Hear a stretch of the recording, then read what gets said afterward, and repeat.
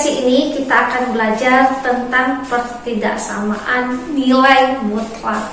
Nah, jadi kalau kita nih di kelas 11 akan mengenal yang namanya nilai mutlak. Nah, kalau nilai mutlak itu artinya nilai yang dinyatakan lebih besar atau dia sama dengan 0, ya. Jadi nilai yang bernilai sama dengan 0 atau lebih besar dari angka 0, begitu. Jadi dalam arti di bawah 0-nya itu tidak memakai nilai mutlak, ya. Jadi untuk simbolnya dinyatakan seperti garis tegak, terdiri dari 2 garis tegak, di mana di antara garis tegaknya ini diisi oleh kalimat matematikanya atau model matematikanya. Nih, model matematikanya nih. Lalu karena topik hari ini tentang pertidaksamaan, maka kita pakai simbol pertidaksamaan. Simbol pertidaksamaan seperti kita ketahui yaitu lebih besar atau kurang dari, atau lebih besar sama dengan atau kurang dari, sama dengan, ya. Nah, jadi kalau dalam arti ini seperti ini, cara bacanya kan kurang dari atau sama dengan, artinya kurang dari 5 besar atau sama dengan 5 besar. Tetapi kalau seperti ini lambangnya atau simbolnya adalah lebih besar dari 2, begitu, ya. Nah, untuk menyelesaikan kedua bentuk pertidaksamaan nilai mutlak ini berbeda caranya sesuai dengan pertidaksamaannya.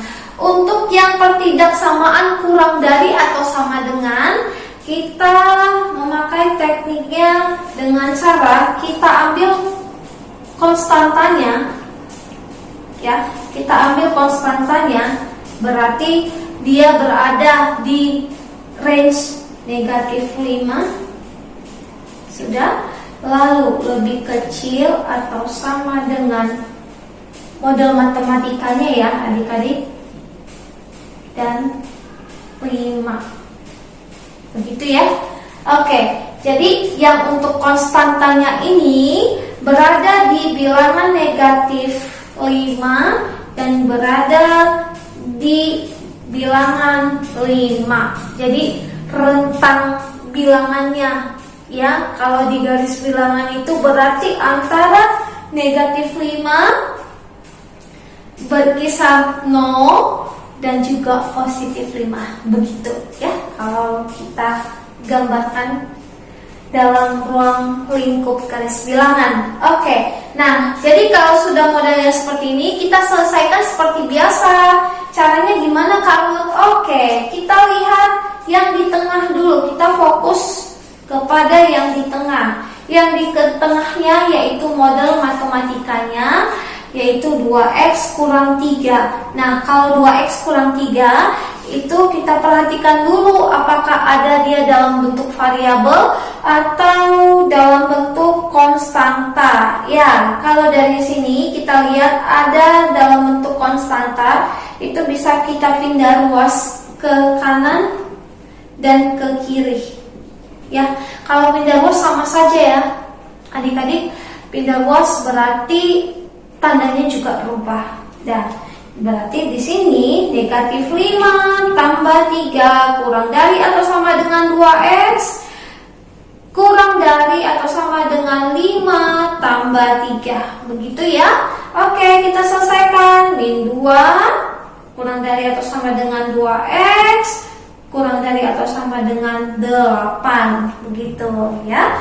Lalu yang di tengah kan masih variabel x-nya memiliki koefisien 2. Nah, itu harus koefisien variabel x-nya bernilai 1. Caranya bagaimana? Nah, caranya ini kan perkalian, berarti kita pakai inverse-nya, balikan dari perkalian, berarti dengan cara pembagian. Jadi kedua ruas ini, ruas kiri dan ruas kanan dari variabel X nya kita bagi 2 ya, karena koefisiennya 2 tadi ya.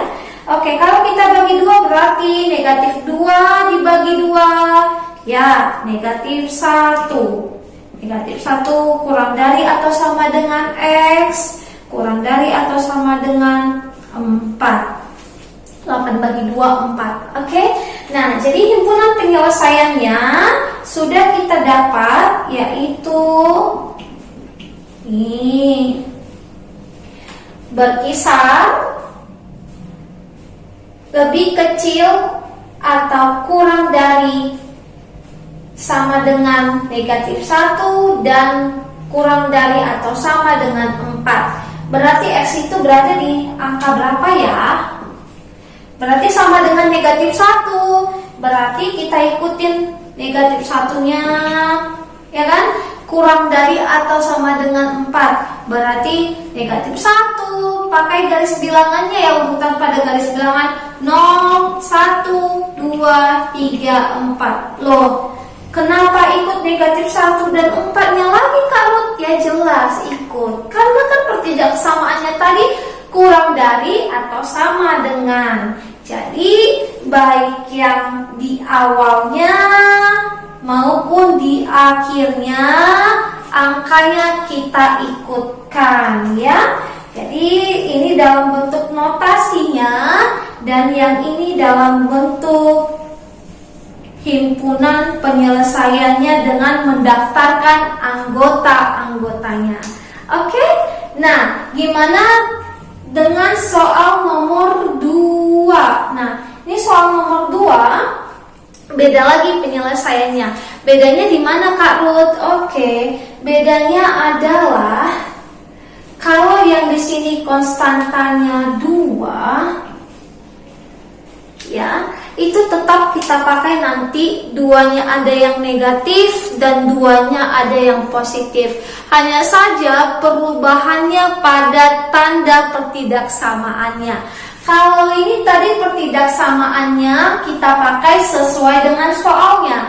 Tetapi kalau khusus dia lebih besar atau lebih besar atau sama dengan, itu cara penulisan tanda mutlaknya adalah 3x tambah 7. Ini kita bandingkan dengan 2. 3x tambah 7 kita bandingkan dengan 2. Nah, kalau kita ubah konstanta di sini 2 dengan bilangan negatif, maka kita pakai pertidaksamaannya kurang dari ya.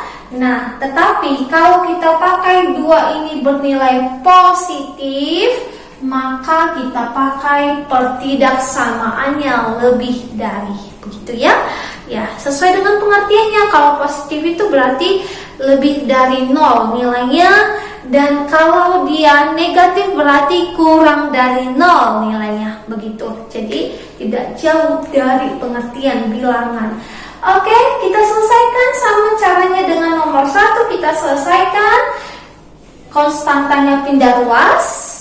Jadi 3x kurang dari min 2 dikurang 7. 3x kurang dari negatif 9. Maka x kurang dari negatif 3. Gitu ya.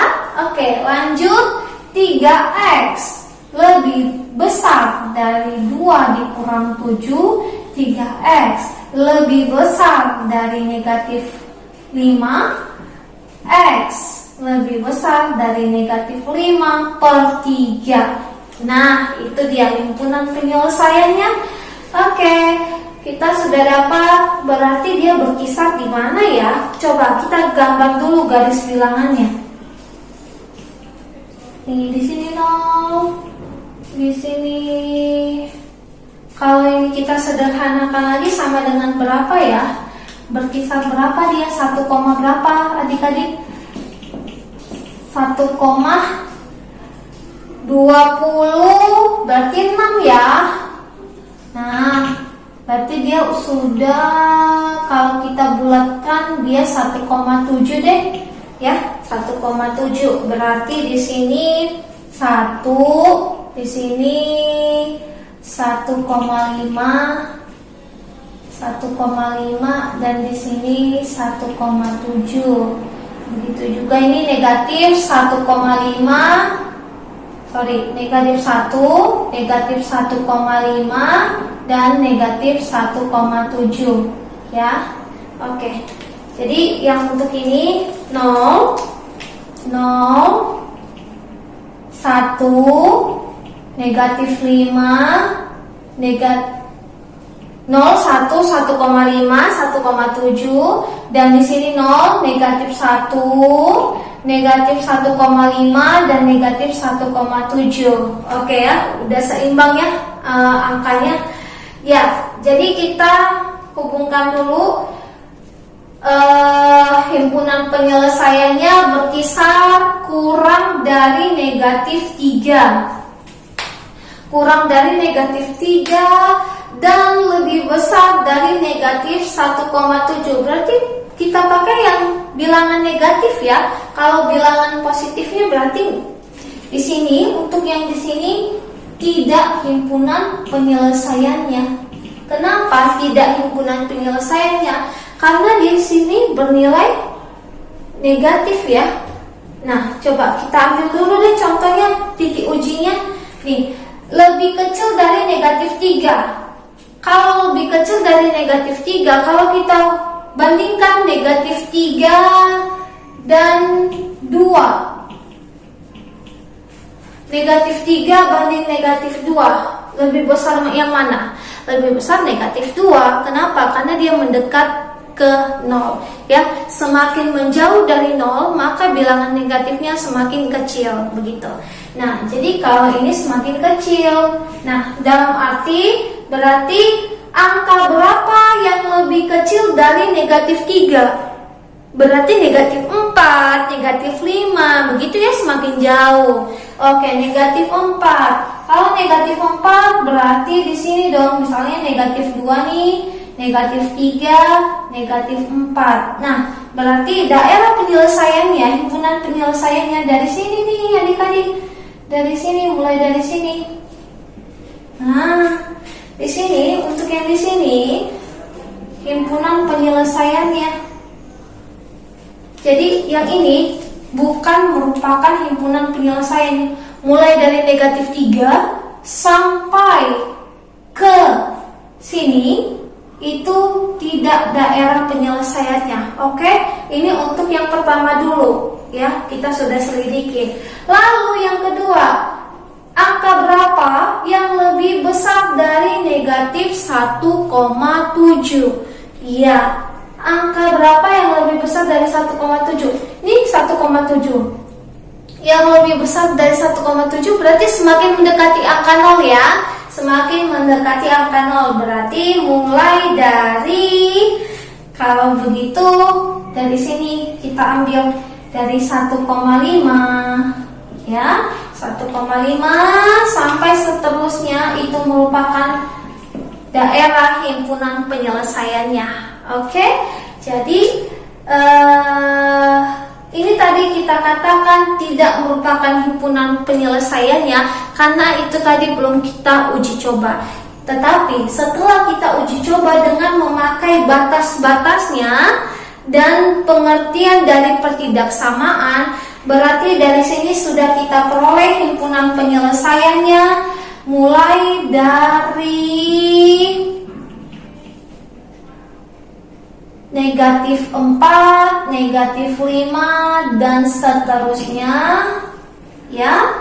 Atau pakai atau ya, atau negatif 1,5, negatif 1, 0 dan seterusnya, begitu. Jadi ada dua ya, himpunan penyelesaiannya ada dua bagian. Oke.